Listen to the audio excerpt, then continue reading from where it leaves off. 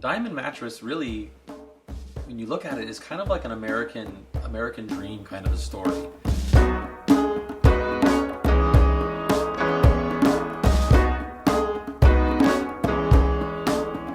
My great-grandparents started the business almost 80 years ago, but the roots of it actually started before then when they lived back in Lawson, Oklahoma.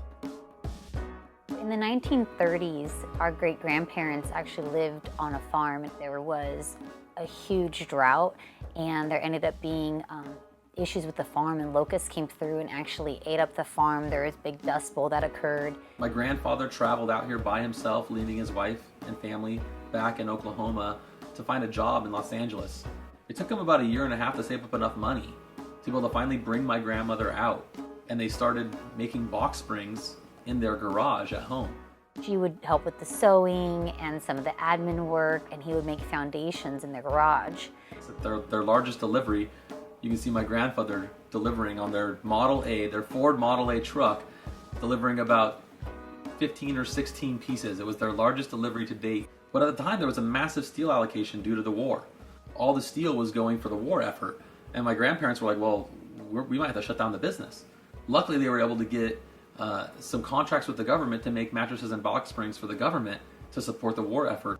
And so they started off as Diamond Box Spring Company, making box springs for many years, until they finally found a company named Diamond Mattress. And they said, well, we're already making box springs, we should also make mattresses. Then in 1946, they were able to save up enough money, and they purchased what is now Diamond Mattress. My great-grandparents started the business in the early 30s. They incorporated Diamond Mattress in 1946. And they said we really need to expand, and so they bought the facility that we still own today, where we're currently located here in Compton, California. Starting from a really young age, our grandfather did work in the factory. So he would help make foundations, help make mattresses. He really grew up in the business. And so it was a natural fit for him. He started working directly alongside his parents. My grandmother, which very rare for a woman to run a business at the time, she ran the business with my grandfather Dick, who at the time was in his mid to late 20s. The two of them really ran the business for over 20 years. Oh, my great-grandmother to me is a real mentor. How respectful she was. A very selfless woman, always putting everybody else first.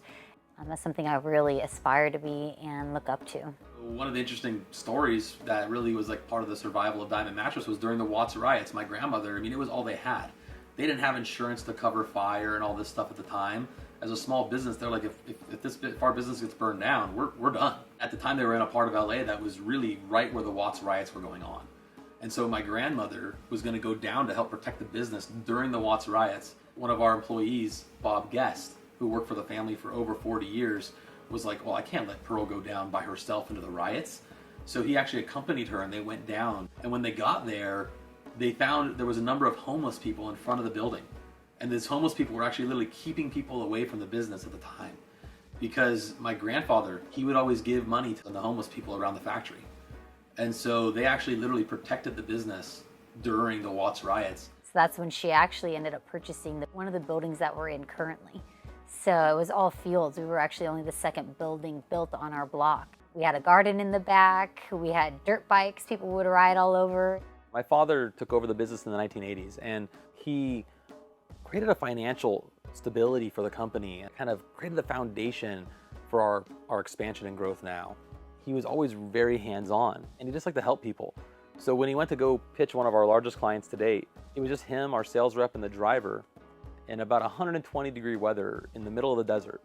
Big, huge warehouse. There was nothing in it at the time. And my dad saw the driver, just sweating in this heat, and he just naturally jumped in the back of the truck and started unloading the mattresses with the driver. And when the store owner came over to thank, the helpers and the driver for unloading all the mattresses, our sales rep stepped in and said, oh no, that's not just one of the helpers, that's Randy. He's one of the owners of the company.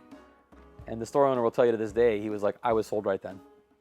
The kind of person that will jump in the back in 120-degree heat and is going to be pulling mattresses out without asking a question, they're going to be there when I need them. They're going to have my back. There's a lot to live up to, and I look forward to that challenge because I know we've had a great history, and our grandparents before us left a great legacy as well as our father, and so we know we want to not only make our family proud, but we want to make everybody here proud, make our whole team proud of what we're going to be accomplishing. And so today, we've grown from when I first started, we had a 40,000 square foot facility. Today we have over almost 200,000 square feet under roof. We manufacture over 1,500 mattresses a day. Still, the goal is not to be number one. That's just for us. That's just a false belief. That's chasing the grass is always greener, and that's just not why we do what we do. Being able to take care of everybody here and ensure that we're serving a positive purpose.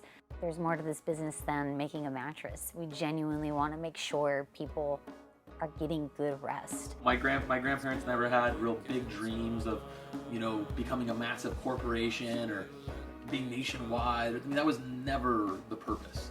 It's been here to support the family and the people that work here, support our customers.